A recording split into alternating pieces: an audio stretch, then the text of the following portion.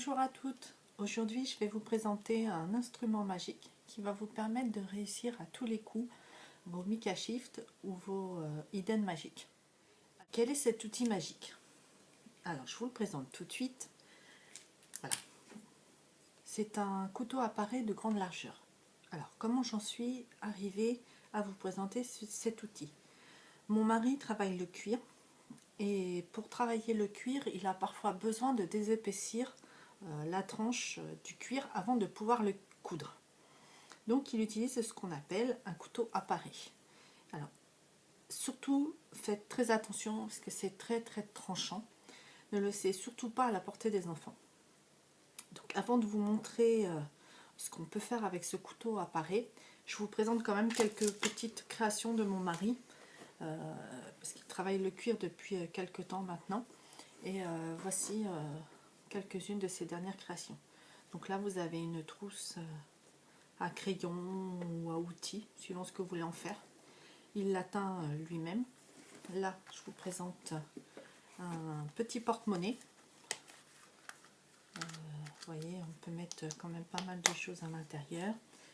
Et sa dernière création qui était pour moi, j'avais besoin en fait d'une housse pour mon téléphone portable.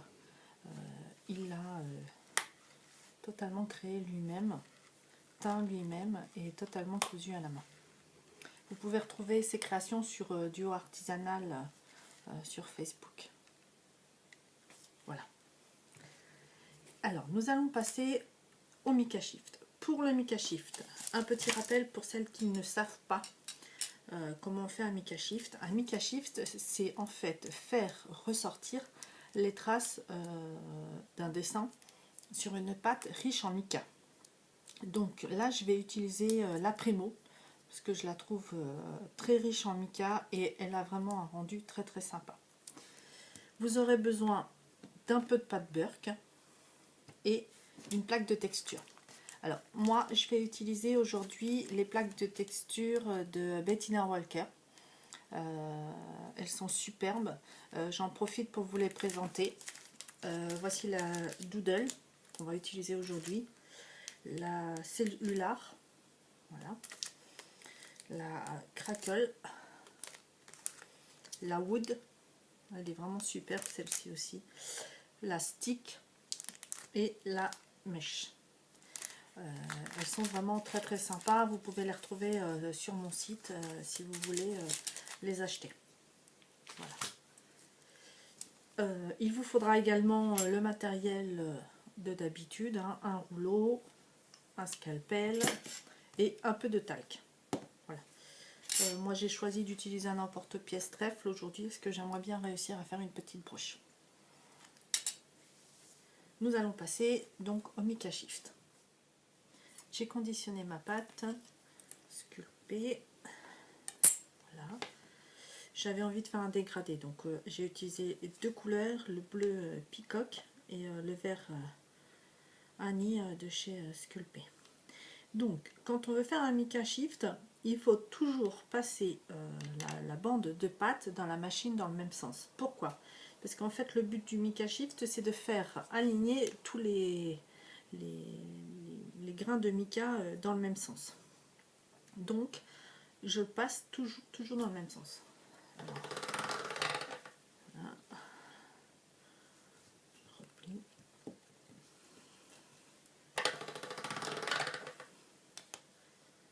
Surtout n'oubliez pas, hein, toujours dans le même sens.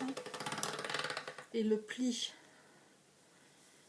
toujours en premier dans la machine pour faire sortir les bulles d'air.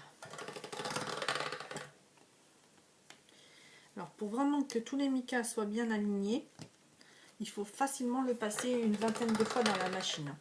Là je vais forcément les passer une vingtaine de fois puisque je veux faire mon dégradé, mais si vous utilisez une couleur unie, passez bien la plaque une vingtaine de fois dans le même sens dans la machine.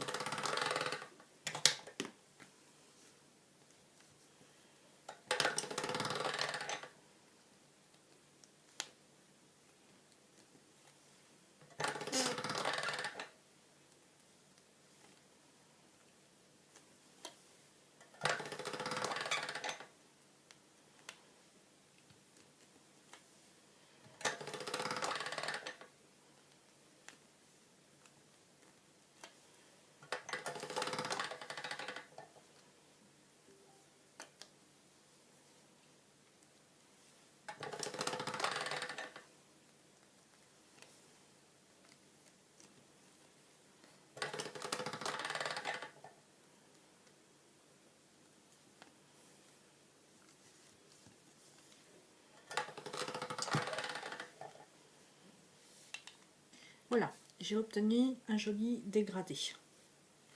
Là, ma plaque, je suis restée au cran 1 pour pas trop descendre. Alors, avec le Mica Shift, quand on vient scalper, si la tranche, l'épaisseur de plaque est trop fine, si on n'a pas l'habitude, on arrive facilement à traverser la plaque. C'est pour ça que je vous ai demandé de prendre un peu de scrap. Moi, je rajoute toujours une épaisseur en dessous de la plaque. Comme ça me laisse un peu de marge et ça me permet de prendre un peu de hauteur pour pouvoir couper. Donc là, je vais rajouter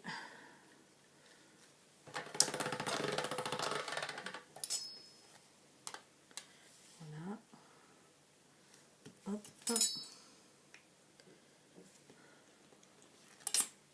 Voilà.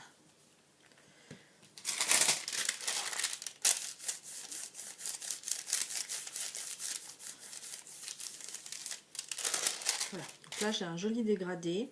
On remarque bien que les micas se sont bien alignés puisqu'on peut constater qu'on a deux belles lignes là sur le côté. Alors maintenant, je vais faire l'empreinte. Donc j'ai gardé les plaques de Bettina. Celle-ci, c'est la Doodle. Alors, la particularité de la plaque de Bettina, c'est qu'elle colle. Donc moi, je laisse toujours le dessus et je talque pour pas qu'elle colle sur mes mains ou sur le support. Si vous voulez enlever la fiche plastique en dessous, vous talquez les mains et vous n'aurez aucun souci. Alors du talc ou de la fécule de maïs, ce que vous avez sous la main en fait. Voilà.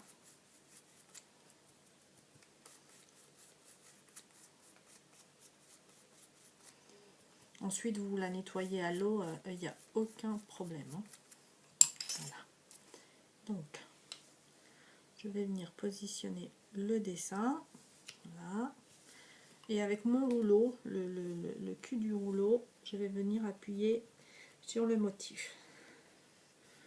Si vous le faites dans ce sens-là, ça glisse et la plaque bouge. Là, vraiment, l'empreinte va vraiment être enfoncée dans la pâte.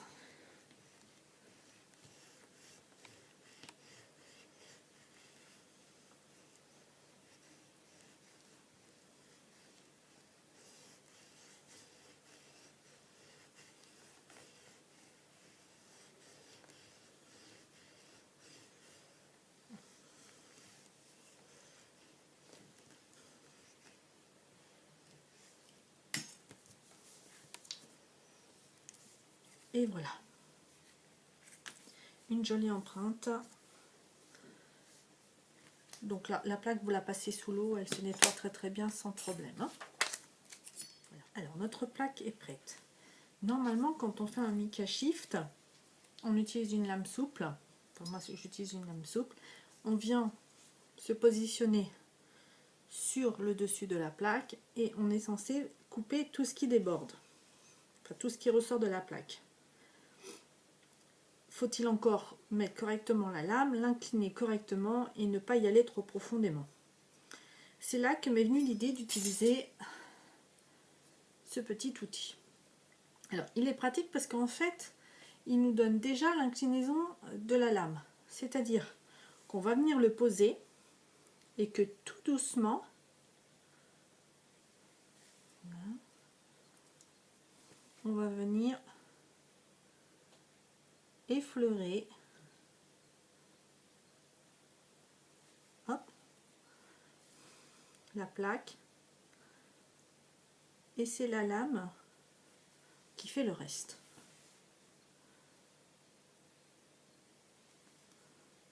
Hop. On n'a vraiment rien d'autre à faire. C'est vraiment très simple.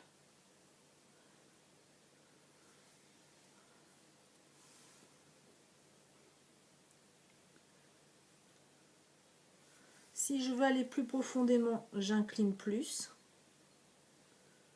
et je rentre plus profondément dans la pâte. Et vous voyez, on voit déjà les dessins du Mica Shift apparaître.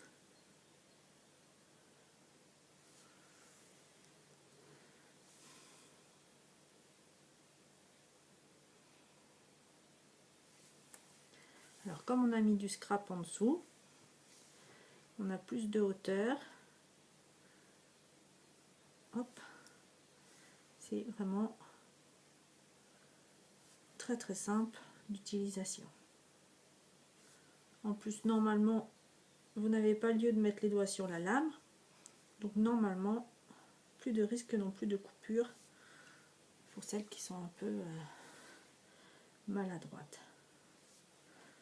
Et voilà, vous avez vu, ça m'a pris moins de 5 minutes à scalper la plaque.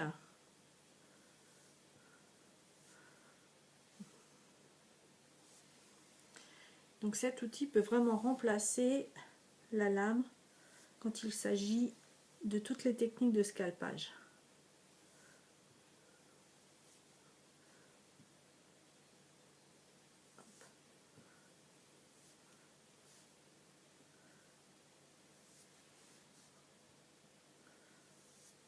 Voilà. Hop. Donc, je vais venir aplatir toutes les irrégularités.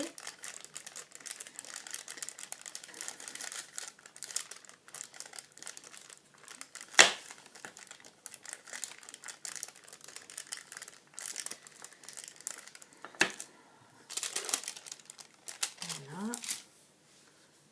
Vraiment magnifique. Il ne me reste plus qu'à exploiter cette jolie plaque de Mica Shift.